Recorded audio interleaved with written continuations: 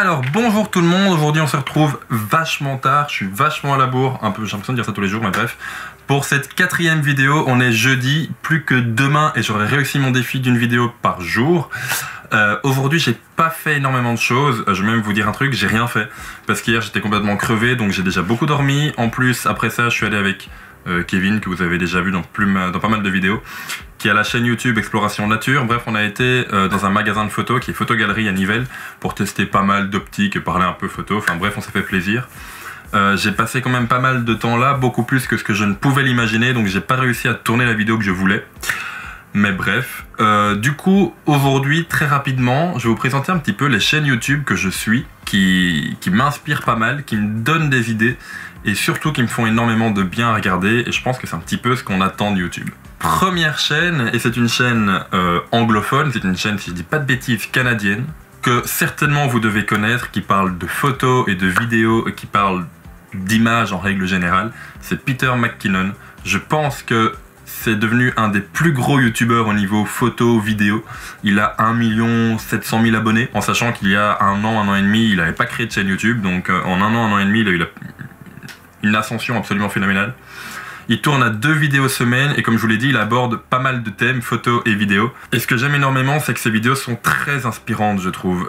Quand j'ai un coup de mou, j'en regarde 4 ou 5 et directement après, j'ai envie de faire le tour du monde et de prendre des photos de tout et n'importe quoi, autant en portrait qu'en animalier, qu'en voyage, qu'en corporate, qu'en n'importe quoi. Bref, c'est quelqu'un, je trouve, de très inspirant, qui fait des vlogs juste terribles, hyper bien rythmés. Il boit du café, donc déjà, voilà, hein, j'aime beaucoup. Et puis voilà, alors... Il a énormément de matériel, du matériel qui coûte un pont, hein. Il tourne ses vidéos avec une C200 de chez Canon, il tourne ses vlogs avec un DX Mark II ou un 6D2, mais pas très souvent. Il a plein d'optiques sérielles, enfin bref, niveau conseil, c'est peut-être pas vers lui que je vous recommanderais parce que bon, bah, ça coûte un pont tout ça. Mais pour tout le reste, au niveau conseil sur comment faire de la photo, comment faire de la vidéo, je vous renvoie à cette chaîne qui est en anglais mais qui n'est pas hyper difficile à comprendre. Et puis voilà, pour moi c'est vraiment un des tout meilleurs youtubeurs à suivre en ce moment, au cas où je vous rappelle qu'on est début 2018. Peut-être que fin 2018 je vous dirai n'allez pas voir ce qu'il fait. Allez, ça m'étonnerait. Deuxième youtubeur que je vous conseille, c'est un de ses potes. Donc c'est de nouveau en anglais, on va parler de chaîne française juste après. La chaîne que je vous conseille là maintenant, c'est Travel Fields, j'ai oublié le nom du gars, Matty je pense, j'espère ne pas dire de bêtises. C'est un des potes de Peter McKinnon, donc il se voit souvent dans les vidéos, vous voyez souvent l'un chez l'autre, etc. C'est le même principe, donc du coup autant vous le donner également. Il a un peu moins d'abonnés lui, mais bon ça reste quand même très très bon, je pense que c'est genre 300 ou 400 000. Pour moi les deux sont vraiment très très bons. Je dis pas qu'ils sont complémentaires parce qu'ils font plus ou moins la même chose, mais sans jamais aborder le même sujet. Et sans l'aborder de la même manière, c'est 2 personnalités différentes.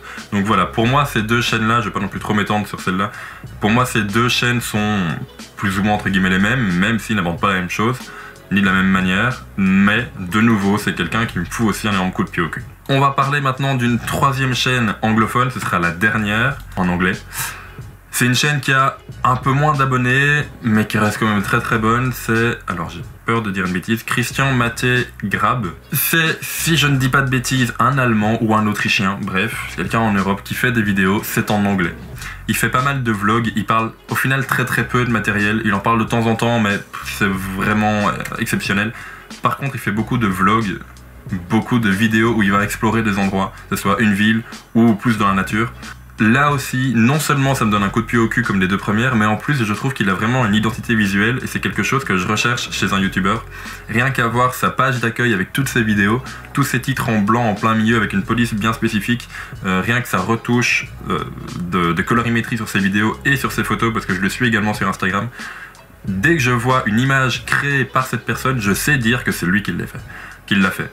Et rien que ça, je trouve ça vraiment génial parce que il signe pas ses photos, il signe pas forcément ses vidéos, enfin, on sait que c'est lui, c'est sur sa chaîne forcément, mais même si on la voyait autrement, on sait dire que c'est lui. Et c'est quelque chose que j'apprécie énormément.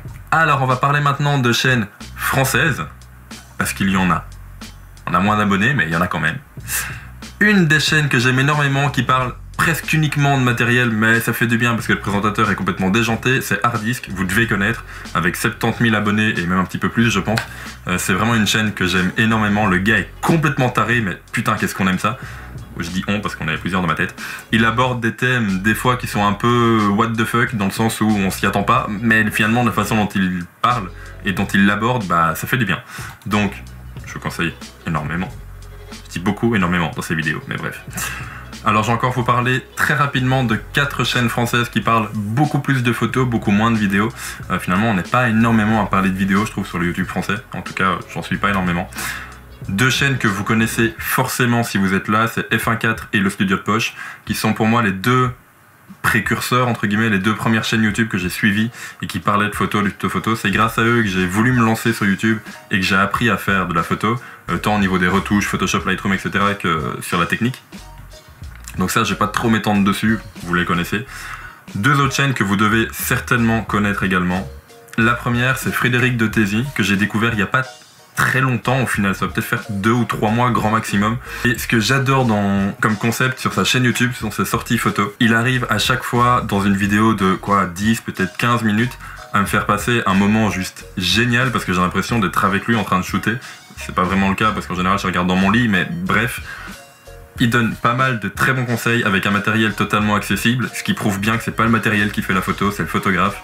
Et surtout, je trouve que c'est la personne, en tout cas dans la chaîne YouTube que je suis, qui se rapproche le plus des youtubeurs américains qui me font rêver, dans le sens où quand je vois ces vidéos, une fois que la vidéo se termine, j'ai envie de prendre mon appareil, de sortir et de m'éclater. Et dernière chaîne qui est un peu plus connue je pense, c'est Mon Petit Réflexe. Je pense que j'ai pas non plus besoin de vous la présenter énormément, mais entre des tests de matériel pas trop chers, vraiment abordables, et des conseils photos qui sont, je trouve, toujours parfaits, il offre un contenu qui est vraiment très agréable à regarder. De plus, alors il en fait plus depuis un petit moment j'ai l'impression, ou alors c'est moi qui l'ai zappé, mais il faisait avant des sorties photos également, un peu comme Frédéric de Thézy, et ça me donnait également envie de sortir, de prendre mon appareil, d'aller prendre des photos, d'aller prendre des vidéos.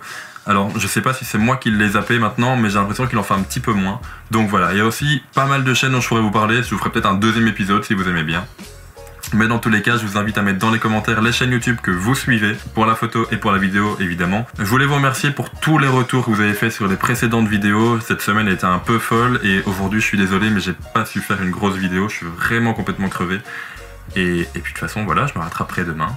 Merci d'avoir regardé la vidéo, n'hésitez pas à réagir dans les commentaires et puis on se retrouve demain. C'était Pierre pour les éleveurs de pixels. Ciao!